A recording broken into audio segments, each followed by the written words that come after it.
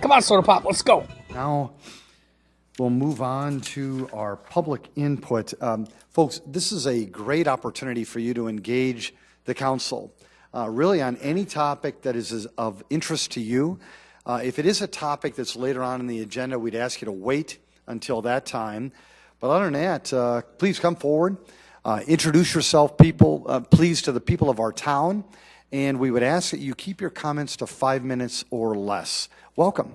Hi, good to be here with you again.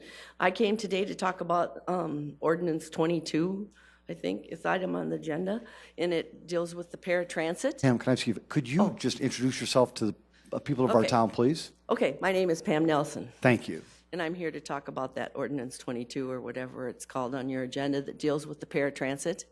And I guess I would start by saying, clear back in the 70s, I was actively actively involved and instrumental in passing 94-142 of the All Handicapped Children Act and 504 of the Rehabilitation Act.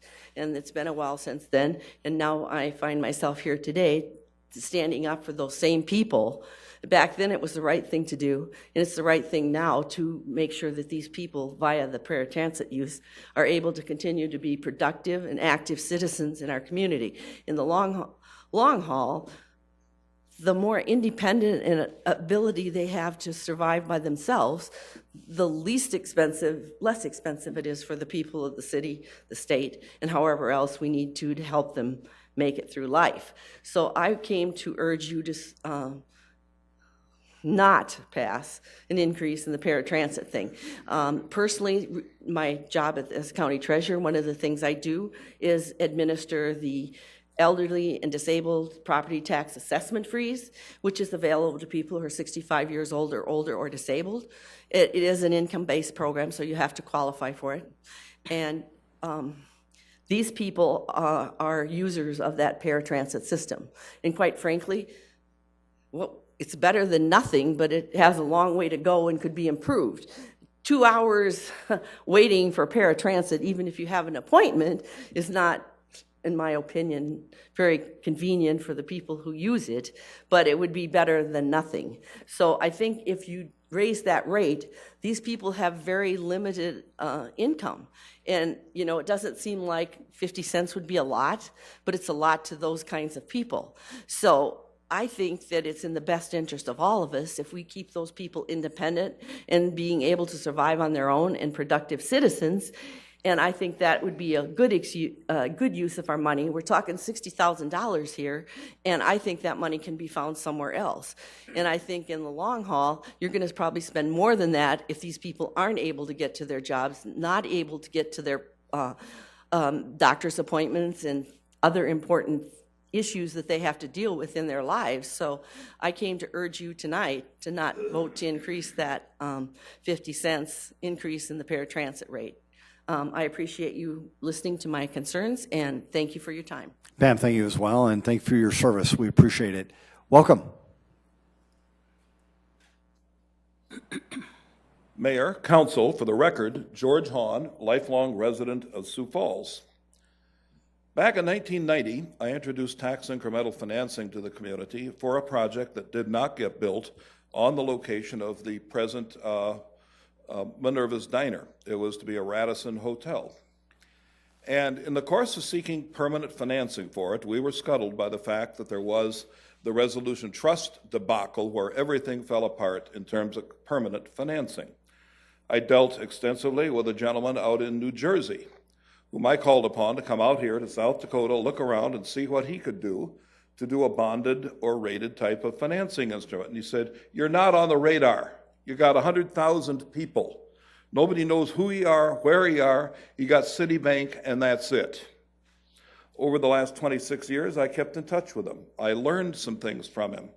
Out of the blue, this guy I've never met calls me up a couple of weeks ago and says, "Georgie boy, I'm coming out to Sioux Falls.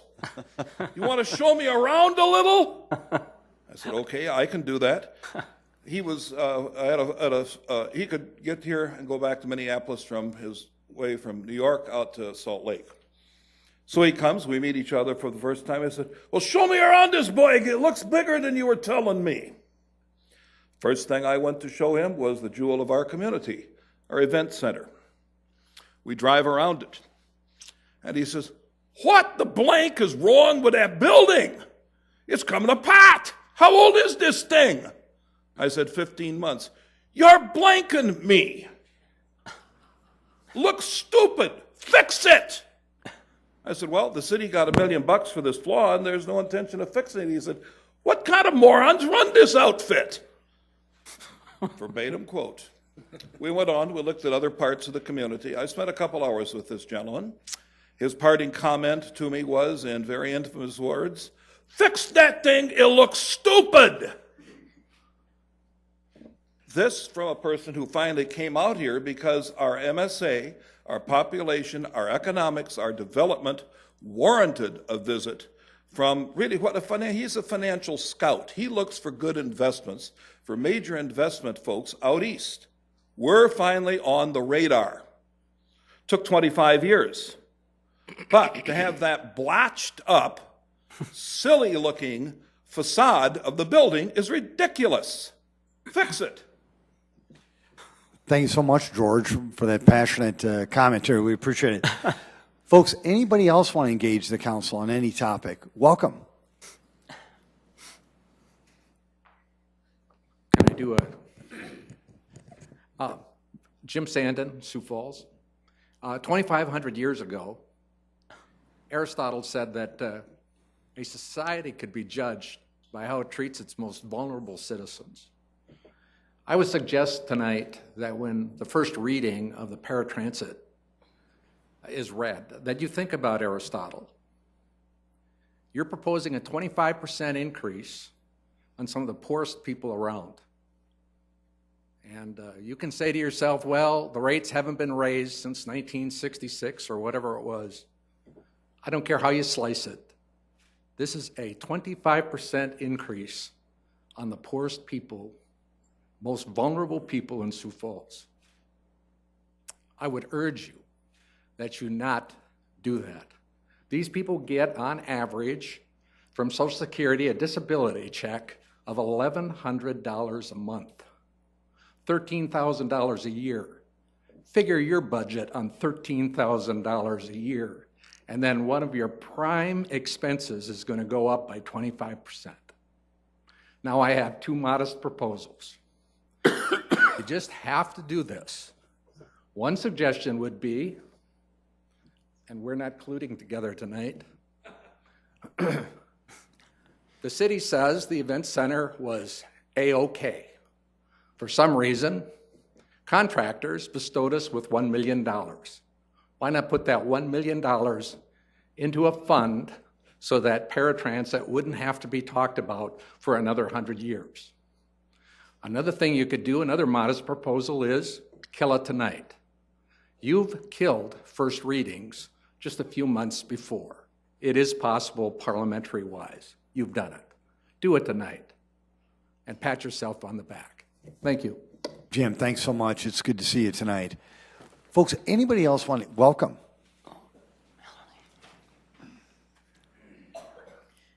My testimony has gotten a little shorter of what I was going to say, but I will add something to your testimony too. My name is Melanie Bliss. I live at 2021 South First Avenue, and I've lived there for 30 years. I bring you testimony with the inspiration of the pastor's Faith, Power, and Justice in Action in Sioux Falls. That was a powerful beginning to this meeting, and I feel it has to do with mine too. You all personally know that there are more than 11,500 children in Sioux Falls who are hungry, more than 3,000 households without adequate housing. These children, including the children that we saw with congenital heart disease warriors tonight, and these children that are hungry and poor, are our residents, just as much as the people who reside at Dakota Abilities need a bus ride to work every day by paratransit. We need to have our city help everyone in the city. And we must not raise the fare nor shrink the service areas being served for paratransit. We need to make our entire town accessible to people who lack mobility or transportation. We must work together to provide affordable housing so that people can afford both rent and food in the same month. And we must work to provide employment training leading to jobs that pay a living wage. You know this very well in your everyday workings with the council. You all here also know about systemic barriers. Systemic barriers are the people inside systems who have it in their heart and have it in their power to change the system to benefit people who are often invisible to the city's eyes, invisible because they do not personally experience the complexities of poverty and homelessness, the complexities of lack of mobility and lack of transportation. You could choose to do nothing to help, but please, wouldn't you choose first to work against the injustices facing so many people in our community and so many people who are often without a voice? These problems are not getting smaller. The desperation is getting bigger, just as the numbers of residents who are lined up in this city in food lines, the increasing amount of people in our city who are accessing feeding ministries to stretch their budget is increasing. And the severity of the situations being encountered is increasingly complex as we increase our numbers of residents. When you were sworn in as our city councilors and mayor, you each promised to represent all our citizens, no exceptions. Now, I hope I haven't used my 5 minutes, but with Mr. Hahn's, I am embarrassed that on Russell Avenue, there are rusted silos and these odd tanks of water rusted and a black helicopter that says penitentiary issued Sioux Falls, South Dakota on a building across from that event center that you took your friend from New Jersey to. It is embarrassing because it is not, I think, a symbol of our community. Rusted silos, black helicopters, and then whatever you call them, towers of prisons. This is not the Sioux Falls, it's not the way that I want my community to be represented. Thank you very much. Melanie, thank you as well. We appreciate it. Welcome.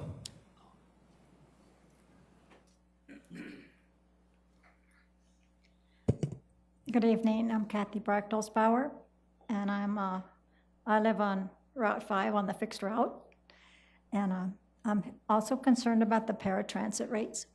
And I know some of the people who use paratransit, the ones at my church are the ones I know. And I just wanted to mention as an example of the kind of importance that extra dollar per round trip means to people who don't have a lot and yet need to get around. And there was a man at our church who died last summer, and just a wonderful man, made everybody smile to be around him, just really brightened up the world. And I just discovered recently that after he paid his fixed bills, he only had $6 of discretionary income for a month. Now, a lot of people have bills that just use up their income and don't have much left, and that's an example that seems pretty extreme, but that's what he lived with.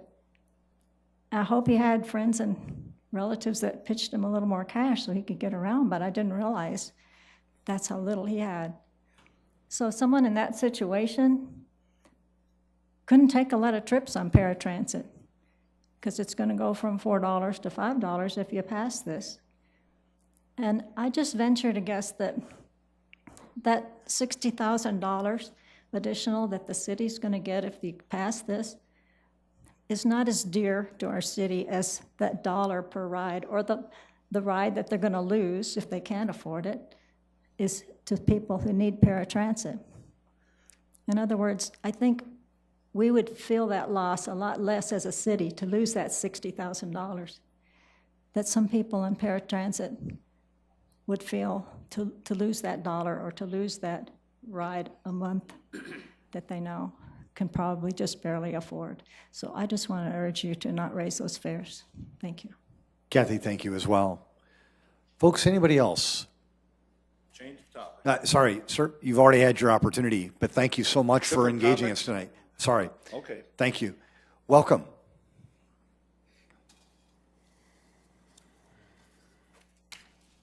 Tim Stanga, Sioux Falls. I once know an elderly couple that had a dream that they could retire at 55, be able to do a little traveling, be able to enjoy life. Sad part about it is now he's 75, working 20 to 30 hours a week, just barely making it on their Social Security. When it comes to the 20th of the month, again, I'm going to say it, they're out of money. Why is that? One thing that I've realized coming to these city council meetings, when it comes down to the Levitt Center downtown, or fixing the Greenway, or building something in town, we don't hesitate on passing something like that. Because why? Because we forget about the 70% of the people in Sioux Falls that are just barely making it, that can't even make the payments on their bills. And why? Every time it comes down to raising taxes, what happens? We go ahead and raise taxes because why? The 70% we can push to the east side, we can do whatever we want to do, but that bubble that we represent, that's the ones we want to keep happy, again, because that's where we get our money when we want to get reelected. We got to keep people happy because we need money to get reelected, because you can't do it on your own dime unless you're Donald Trump. But I guess the thing is, what I'm looking at, and I understand that the money for the buses, if I'm correct, from the federal government is going to go away sometime soon. And we're going to have to find out how we can work on getting this bus deal taken care of. If I'm correct, I heard on the news that we saved $2 million last year on snow removal, since we didn't have to spend it. So I would advise that maybe take a little bit of that, or $2 million, excuse me, a little bit of that $2 million that we didn't spend on snow removal, go ahead and fund that for a year. And hopefully maybe we can put a task force together of not people that put it towards the people that use it, and to find out how we can make it more efficient. You know, one thing I realized again,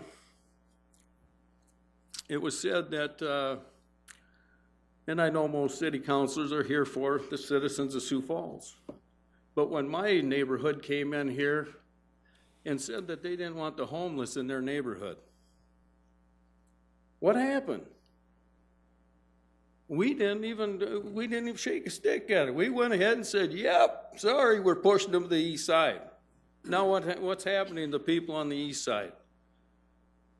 Instead of deadbolts on their doors, they got to come with a gun, because they can't let their kids go outside and play, because they got transients, they got homeless people walking around the neighborhood. You don't know, you can't let your kids run. I think you guys got to figure out there's 70% of people in Sioux Falls that are suffering, that are just barely making it, that have 2 to 3 jobs, and you got elderly people that we should be taking care of, but yet we don't. And I'm hoping that maybe this right here, we can kill this. We can go ahead and take some of that snow removal money, go ahead and fund this for a year, and let's see if we can sit down and see if we can come up with some way of being able to fund this. Thank you, Tim. Appreciate that. Welcome. I might as well talk to agenda tonight. This is Sierra from Sioux Falls. And Sierra, could you just give us your last name too, please? Broussard. Thank you, Sierra. You know, I have dealt with the motels and hotels, and I had said before February there was going to be a murder, and there was, in a budget hotel. There's too much crime here. There is a lot of homeless people here, and I'm going to say it, but there's a lot of people that want a handout here. We have to stop giving hands out to the poor people. Get a job. What would they do if it would be Mexico? You work or you don't get food. You don't eat. We have a lot of resources for the homeless people, too much if you ask me. What we have to worry about is this budget motels is becoming the projects. We got the green projects, the dirty green projects of Chicago, which is called the dirty projects for a reason, the dirty green, because they're dirty and their money's dirty. And they're here in these motels and hotels. So, since we could not pass anything with this hotel and motel living, I'm going to do an initiative ballot, get the signatures that I need, and we're just going to vote on this. And then if they vote yes on this ordinance, on this motel and hotel living stuff, there's going to be a crisis here in Sioux Falls. I say to the Paratransit, because I was a medical assistant for years, took care of the medical people that need the public transit. But you have to come to understand that we cannot have the Paratransit here and stay at whatever rate it is. You go up on the city buses, you go up on the Paratransit. The Paratransit does not run off of water. The drivers have to get paid here. So all of these homeless people that say we're homeless, we're this, we're that, we're the other, you know what? I'm for the homeless people to a certain extent. But what's happening at these budget motels and hotels with this pimp and this prostitution, I'm not a fan of Julie Briggs. Why am I not a fan of Julie Briggs? Because what? Has anybody thought that Lil Wayne's coming to the event center? What is he? Drug dealer? Cocaine? Fights happen and shootings happen at this event center that's fixing to happen here on March the 1st. Okay? Lil Wayne has that reputation here. Nobody's worried about that, are they? I had to contact a council member here to contact the event center to try to get the police department to better serve them over here, because the Lil Wayne concert would be a riot here if we don't have security and the police department at this event center here. Okay? Homeless people here, the homeless people that I talk to here, people on Social Security, yes, I understand that they have disabilities, but there are a lot of people here that are working on disability and can get up and go to work every day. If you keep having to give a handout because they're trying to play with the politicians and the hearts here, we're still going to be putting them in these hotels and motels and letting them do. Stop giving hands out. We have too much resources here. People's coming from other states here because Sioux Falls is given so much, and then they're coming here and taking up all the resources and using the resources, and they don't even need it here. We're coming from North Dakota here. We're coming from Tennessee, Florida here. Everybody's coming here. It's not because it's a good city here, because it's not. The government is messed up. First off, in the Senate House. Second of all, we have racism here. But then they're not just coming here because it's a beautiful event center here. We're coming to see the beautiful event center here. They're coming to get the resources because the government's always giving their hands out. Oh, I feel sorry for you. Here you go. Here you go. This is the position that we're in. I understand council members did not come up with a conclusion with this hotel and motel living here. But if I get it on the ballot and we have a vote on it and they say yes to the city ordinance, what are y'all going to do about it? I say go up on this paratransit. It is not fair to the community that you go up on the transit, you go up on the paratransit. These homeless people are homeless for a reason. There are people that can get jobs out here. There are people that have jobs that are felons that can get jobs out here. Get up, go to work, and put into tax money and to make this a better place instead of always wanting the politicians to give out a handout to these people here. It's a disgrace that we have so many people here that are abusing the system. Now I'm going to leave it alone for tonight, and I'm leaving. I am not even staying for this paratransit stuff, but right now go up on the paratransit. That's all I have to say. Thank you. Thank you, Sierra. Appreciate it. Folks, is there anybody else who wants to engage the council? Welcome.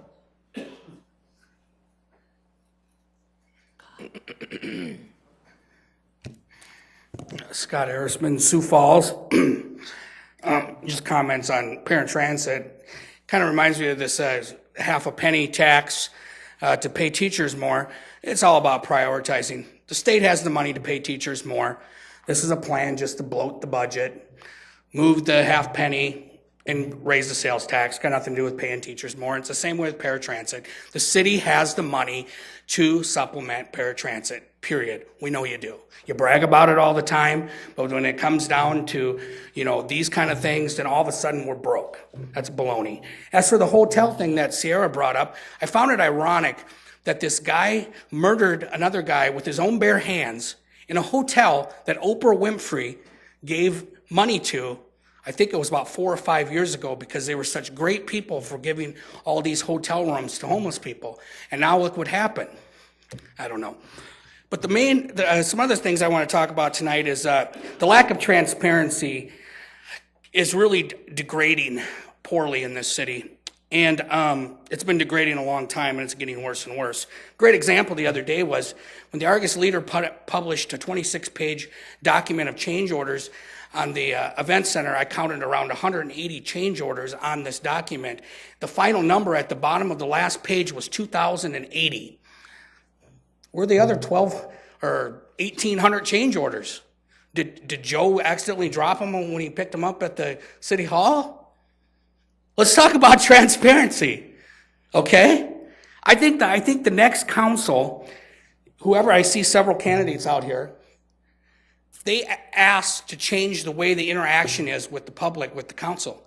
When I first started coming up here and talking, the council would answer your questions, or they would say, I don't have an answer for you right now, I'll get back to you. Now there is zero interaction. Zero. None. You've made up your minds. You don't need to talk to these people. And I hope the next council pushes for that. Another thing I wanted to talk about was the top 10 wins. And I'm not going to go on and on about what they all were. But during that press conference, Mayor, you talked about how you beat the Sun neighborhood in these lawsuits and all these court cases. You haven't won yet. They appealed it to the Supreme Court.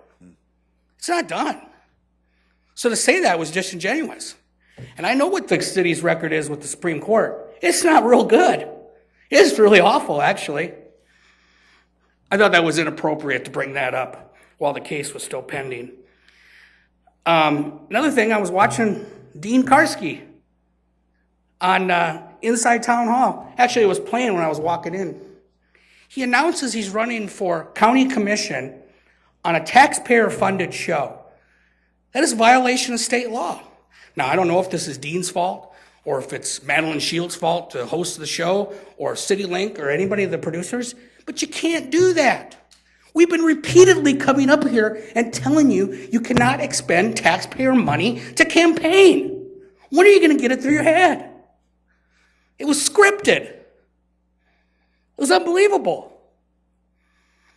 I wish I could come on CityLink and announce I'm running for office, but I can't. And neither should you. And lastly, I watched a friend come up here and testify for, probably 40 minutes. My friend Veronica, massage therapist. I've known Veronica since she's been about 17. She has worked diligently her whole life training in massage therapy arts in Asian and Middle East countries. To tell her she's prejudiced or racist because she's pointing out the sex trafficking going on in our massage parlors, that was ludicrous. It was, I could not believe it. These women came up here and pointed out the problems and Sarah comes up here every week and points it out, the problems with sex trafficking in this town. We had a proclamation talking about sex trafficking problems. And these women come up here and tell you about it, explain to you that what you can do to fix it, and you call them racist and prejudiced. I was baffled by the whole thing. She was completely baffled. She spent thousands of hours in the Mideast learning Asian therapies and massage. I think she deserves an apology, to tell you the truth. That's all I have. Thank you, Scott. We appreciate that. Folks, is there anybody else who wants to engage the council? Welcome.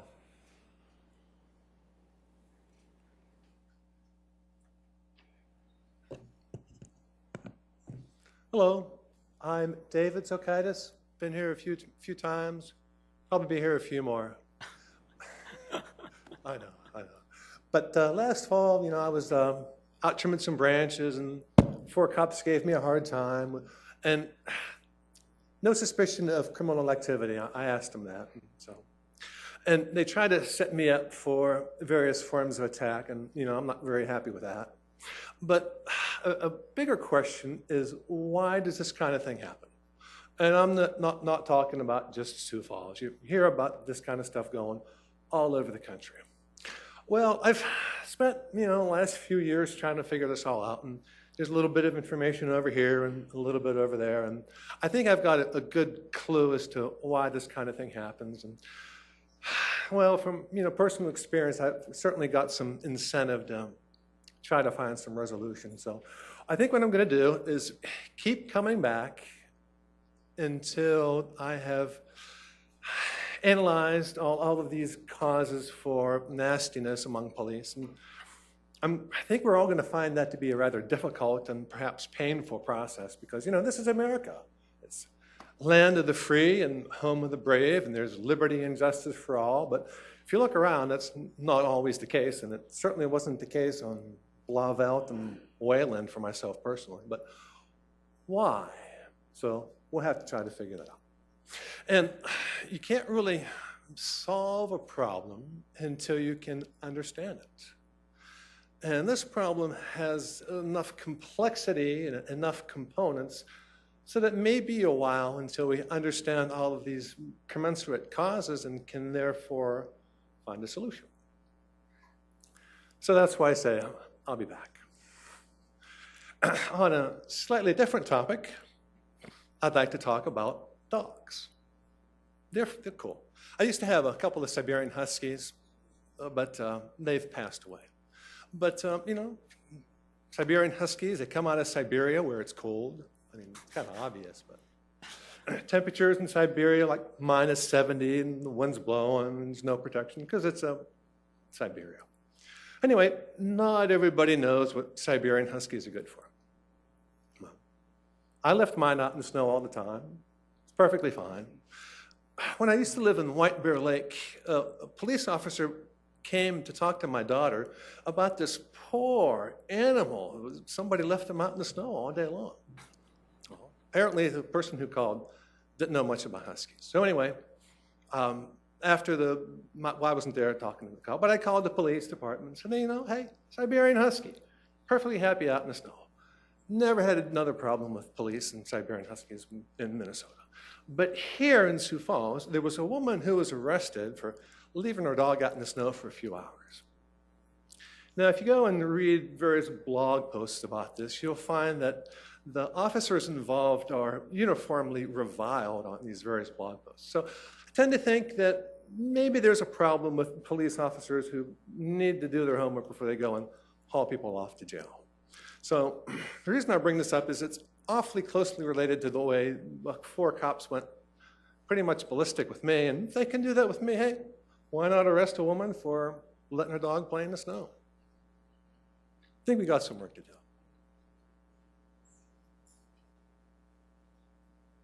David, thank you. Don't come back now. Here.